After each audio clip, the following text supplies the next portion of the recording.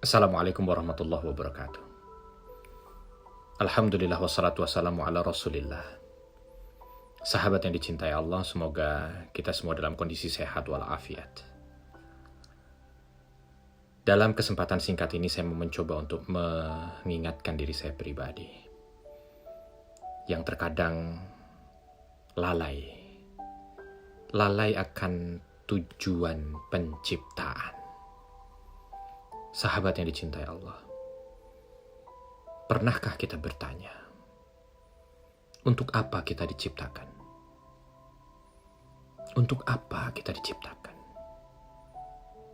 Untuk apa kita diciptakan? Semestinya pertanyaan ini selalu kita ulang-ulangi. Mengapa kita diciptakan? Kita diciptakan untuk mengenal Allah, sahabat. Namun dari semua manusia yang jumlahnya mencapai 6 miliar itu, berapakah yang mengenalnya? Dan berapa yang lupa akan dirinya? Berjuta bahkan bermiliar manusia melupakan Allah. Sekiranya kita bertanya, berapa banyak manusia di muka bumi ini yang mengenal Allah dengan benar, menyembahnya dengan baik, menjalankan perintah, mensyukuri nikmat dan menjauhi larangannya? Berapa? Berapa jumlahnya, sahabat? Mungkin dalam hitungan hanya ribuan atau mungkin ya jutaan. Kita mohon kepada Allah Subhanahu wa taala agar menjadi yang terbanyak dalam mengingat Allah, dan mudah-mudahan hamba yang lain terus bertambah. Tapi bukankah kita perlu taubat dari kelalaian ini? Lalai untuk mengingat tujuan diciptakan. Lalai tentang siapa pencipta kita. Siapa yang memberi kita rezeki. Siapa yang bersabar dengan manusia padahal ia dijauhi setiap hari.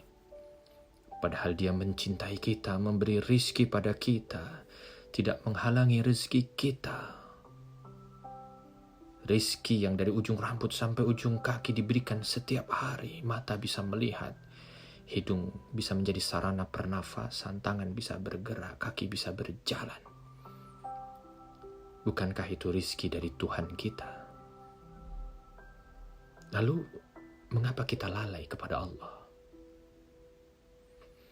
Kapan terakhir kali kita menangis karena Allah? Kapan? Kapan terakhir kali kita bersujud padanya dengan penuh kekhusyuan dan rasa nikmat? Kapan? Kadang sebagian orang bersujud pada Allah Subhanahu wa taala selama 60 tahun sujud dalam setiap sholatnya. Namun tak ada satupun sujudnya yang benar, yang benar-benar khusyuk dan nikmat. Sujud tapi hati mereka tidak khusyuk, tidak terpaut dengannya. Ia meletakkan jidatnya di tanah, mengangkatnya, tetapi hatinya tidak sujud sama sekali. Bahkan terkadang tergesa-gesa karena hanya perihal dunia. Sahabat, kapan terakhir kali kita merasakan kebesarannya? Kapan terakhir kali kita menangis karena takut padanya? Kita memang butuh bertaubat atas kelalaian ini. Sahabat yang dicintai Allah, kita dengan segala keadaan yang kita miliki, ini punya potensi untuk maksiat. Setuju kan? Kita punya potensi untuk maksiat. Dan ini sesuai juga dengan fitrah manusia itu. Nah, ada bisikan dari syaitan dan nafsunya. Ya. Tetapi kita ditakdirkan dengan maksiat itu untuk mengenal Allah. Kok bisa? Bagaimana itu? Begini. Bukan sebuah aib ya. Bukanlah sebuah aib kalau kita datang pada Allah dengan berjuta maksiat. Kalau setelah itu kita bertaubat. Tapi akan menjadi aib yang begitu besar bagi kita bila kita datang kepada Allah tanpa mengenalnya. Itu aib. Sekali lagi, kita datang padanya dengan kesalahan bukanlah aib. Sebaliknya, benar-benar aib jika kita datang kepadanya dan berkata, "Kau telah menciptakanku dan aku tidak mengenalmu." Orang lalai lebih buruk dari orang yang berbuat maksiat. Dan itu sering mungkin kita dengar. Rata-rata para pemuda dan pemudi hidup di lingkungan yang jauh dari maksiat. Tapi apa masalahnya? Masalahnya mereka lalai dari Allah. Karena lalai dari Allah maka sibuk dengan dunia. Sibuk oleh harta dunia. Mereka memang tidak melakukan perbuatan haram. Tapi siang dan malam urusannya hanya sekedar dunia, dunia, dunia. Dalam keluarga bahagia. Anak, istri, suami saling mencintai. Alhamdulillah itu bagus. Tetapi ketika tidak ada Allah di sana, itu akan menjadi petaka. Bahagia, semuanya bahagia, tetapi di mana Allah? Mereka lalai akan Allah. Ini lebih buruk daripada ahli maksiat.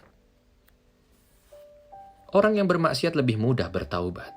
Takut dengan maksiatnya, setelah itu dia bertaubat. Justru taubatnya ini akan membuat dia mengenal Allah dan mendapat kasih sayang Allah. Tapi orang yang lalai, dia merasa bahwa memang sudah sepantasnya dia begitu, gitu kan? Ini dia masalahnya. Ahli maksiat bisa menyadari dosa sehingga menyalahkan dirinya sendiri lalu dia bertaubat. Sedangkan orang lalai kadang-kadang tidak pernah mencela dosanya. Bahkan ia terus berbuat lalai hingga ajal menghampirinya. Maka benar, setan tidak akan pernah menggoda orang lalai dengan maksiat. Tapi dia akan terus menutup kesadaran dari kelalaiannya untuk mengingat penciptanya. Ketika mendapat rizki, lupa siapa yang memberikan rizki padanya. Ketika mendapat ujian dan cobaan, lupa bahwa itu adalah datang dari Zat yang Maha Pengasih dan Maha Penyayang terhadap dirinya. Ketika datang perintah, lupa bahwa hidupnya di dunia bukan hanya sekedar untuk foya-foya dan senang-senang semata. Ketika mendapatkan banyak harta, lupa bahwa sebenarnya yang perlu untuk lebih dicintai bukan hartanya, tapi pemilik harta itu. Perhatikan diri kita. Lihat kedua mata kita ini, lalu katakan padanya, "Wahai mata, siapa yang menjadikan kau bisa melihat itu? Apa mungkin sperma laki-laki yang masuk ke rahim wanita mampu menciptakan dua mata, dua telinga, mulut yang bisa berbicara, akal yang bisa berpikir, hati yang bisa merasakan, kaki yang bisa berjalan dan juga keinginan? Dari mana semua itu? Bukankah kau diciptakan oleh Allah? Di mana syukur nikmat itu?" Hati ini adalah hati yang diciptakan dan diperintah Allah untuk mencintainya. Maka ketika hati ini mengerti dan sadar, saat itu pula ia akan mencintai. Sahabat yang dicintai Allah,